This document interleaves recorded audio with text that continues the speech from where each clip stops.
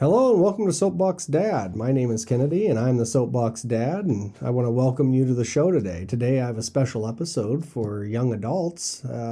Really for young parents is who this is probably most directed at. So let's jump in. Today's episode is a little bit different. What's happened is pretty interesting. It's very organic. It's happened just on its own. What's happened is, as I've started this show, this channel, people have been reaching out to me, folks that I know, people who know that I'm doing this, and they have things that they want me to share with all of you. They have great ideas, and I really appreciate it. It's been really fantastic. But something even more than that for me personally has happened, and that is that my three daughters have all reached out to me, and they've reached out to me individually. They've all had great stories and ideas to share. They're extremely supportive. They really feel like some of you could benefit from what I have to share. It was my middle daughter that encouraged me to do this, and I'm flattered. That's the truth. I'm flattered. It's pretty fantastic what's happening. So in doing that, I mean, in hearing from them, I started thinking, I should share a few of these things with folks. There's a few things I need to share, and it's really directed at young parents because there's some struggles that come with being a young parent, a new parent, and I want to help out. I want to give you a little bit of my dad advice to see if I can help you along the way, and that's what has us at this episode here today.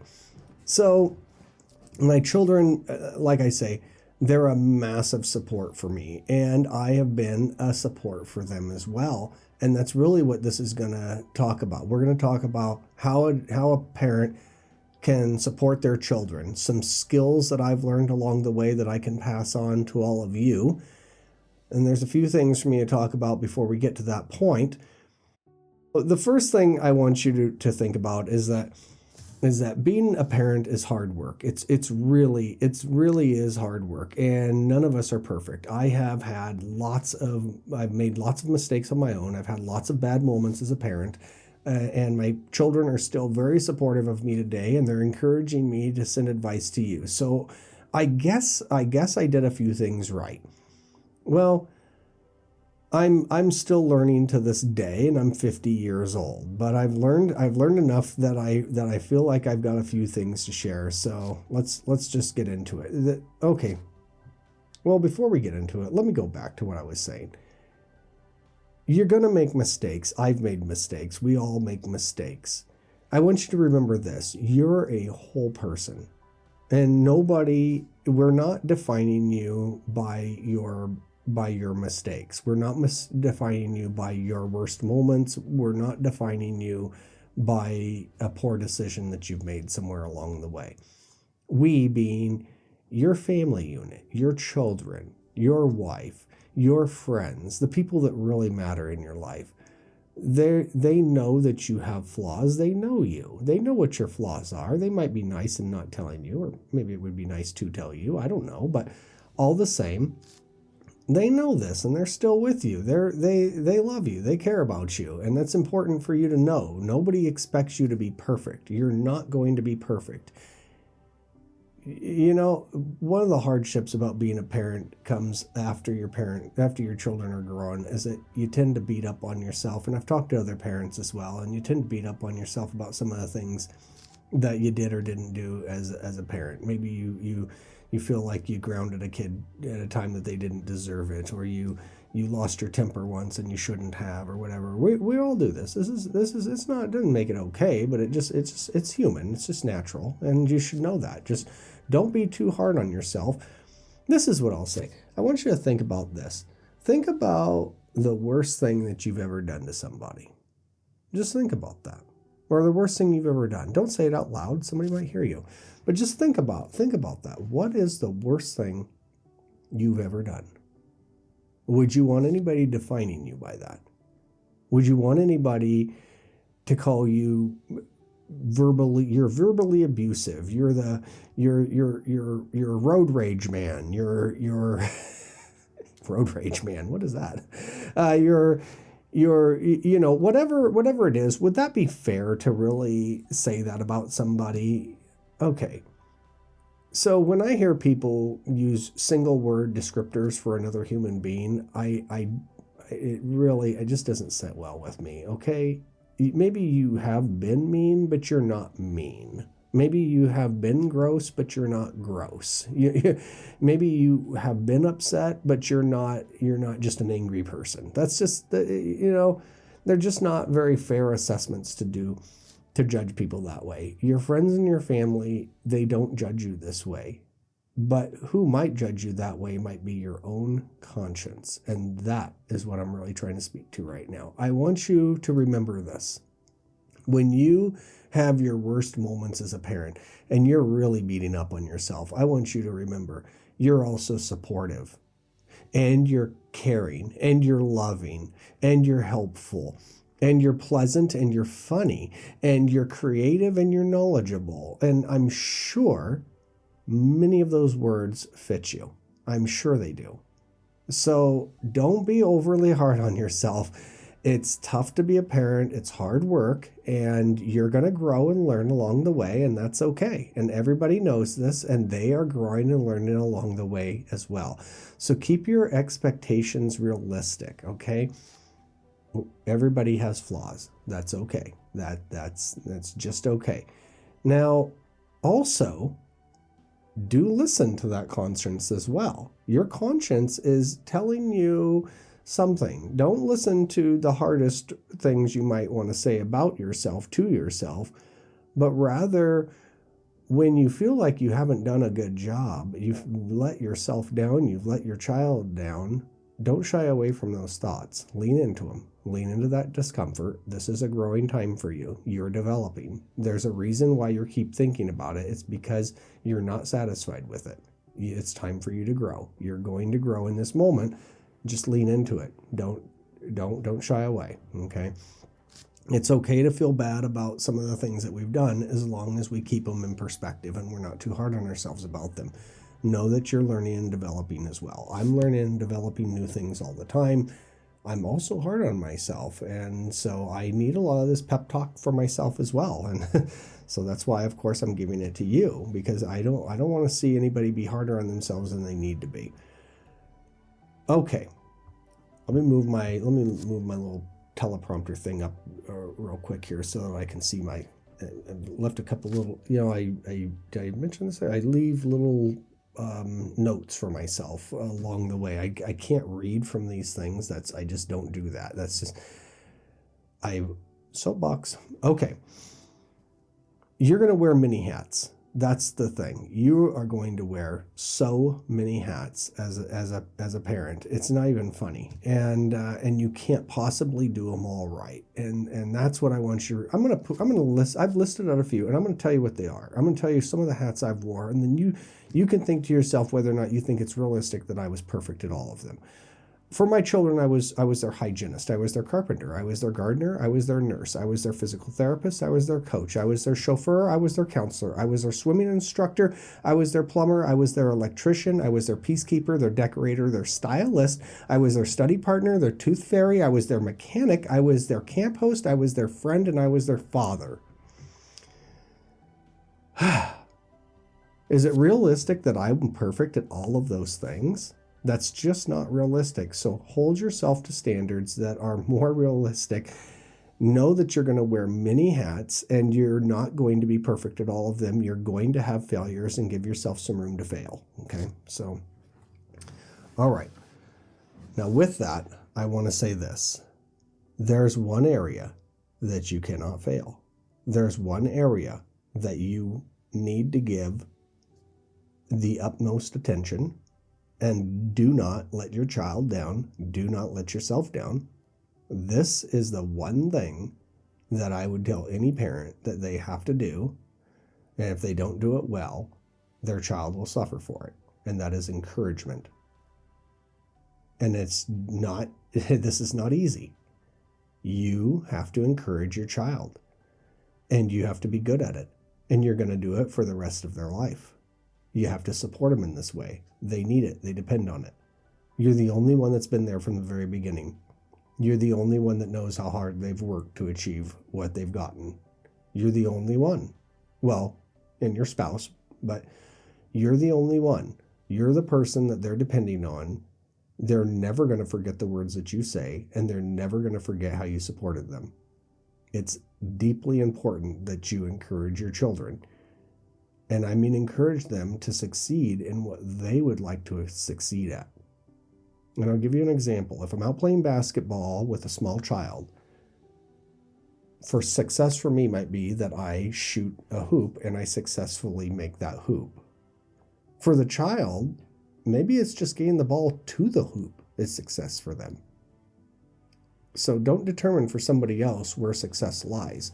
Find out where success is for them, what goals they would like to achieve, and encourage them and help them achieve them. It's a big job, and it's the one thing that you have to do, and you have to do it well. So all those other hats, you can barely get by with some and do well with others. But on this one, with encouragement, you have to get it right, and you got to do a good job of it. Okay. But that's not why. That's not the only thing. I didn't just come here to get on my soapbox and tell you that. I've come here to actually give you tangible tools that I use, things that I've developed I didn't develop them. They're just tools that I use that I have developed within myself along the way. So I've built upon these skills for myself, and you can too. Now, the one thing I want to remind you about encouraging before I move on is always celebrate your children's successes with them. You're the one. Celebrate with them. You know how far they've come. They know you know how far they've come. They're waiting for you to celebrate with them. Celebrate your children's successes with them. It's going to go a long way. Okay, so what I want to teach you today is hold on, let me speed this thing up a little bit. Okay, what I want to teach you today is what's called supportive problem solving. Now there are different terms for this. This process is it takes time to develop. It's not always going to be easy.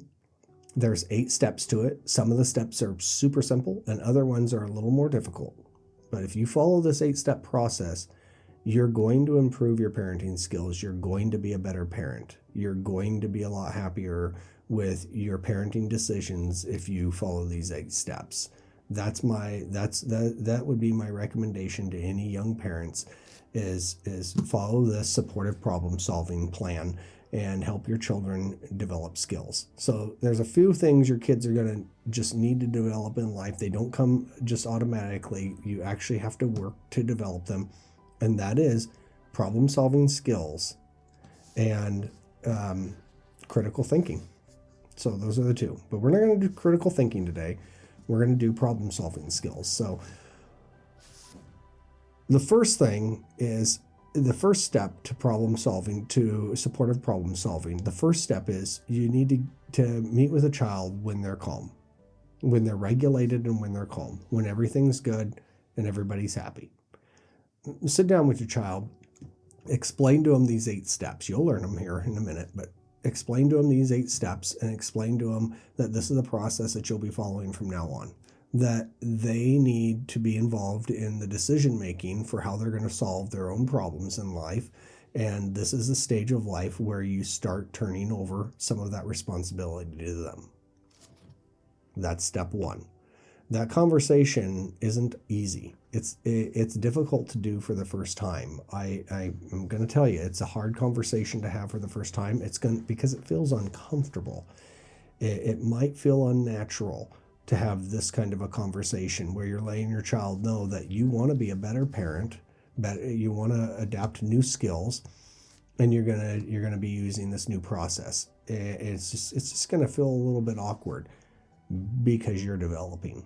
You're learning right now. That's what that is. Your brain will be learning and developing how to have this conversation and have it go well, and so that's going to be a little bit uncomfortable, but that's okay. That's okay. You need to develop this, and they need to develop this. Okay. Once that we've had the conversation, And now we get to the place where we have a concern, we have a problem, and this is a concern that we would like to help our child solve. And it could be something like their room isn't being cleaned, or maybe they aren't getting their homework done on time. Let's do that one. They're not getting their homework done on time. So your child's not getting their homework done on time, and you're ready to have the discussion. And so we're going to sit down and we're going to do step 2.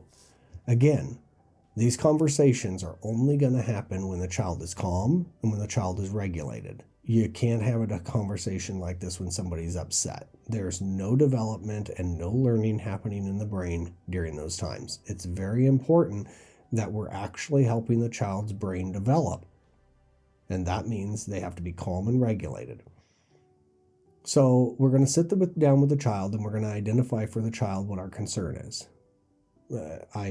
I'm sitting down, I'm saying, I've noticed that you haven't been getting your homework done. And I'm very concerned that your grades are going to slip and that this is going to set you back in school. And that's a concern for me. And that's step 1. And now step 2 is you're going to ask the child, can you tell me what's been getting in the way for you? Why is it hard for you to get your homework done? What's been getting in the way? It's very important that you don't answer these questions for your child. Let your child answer their own questions. So it's many of us, it's kind of built in that we'll problem solve for our children. That's why this 8-step process exists, and that's why it's so very important that we're following the 8-step process. So step 2 was we identified the problem. Step 3 is we ask the child what's getting in the way. Step 4, it's super easy. Simply believe them. Just believe your child. When they tell you what their concern is, what they think is getting in the way of them accomplishing getting their homework done, believe them. You see, this is tricky for parents because we already have identified 5 things that we have decided are getting in their way. But what we don't know is what they think is getting in their way. They don't have the skills you have yet. So they might be having something standing in their way that you may not even recognize. So it's very important that we give them an opportunity to say what is actually standing in their way, and don't correct them. Just simply believe them. This process involves failures, and that's important for you to know.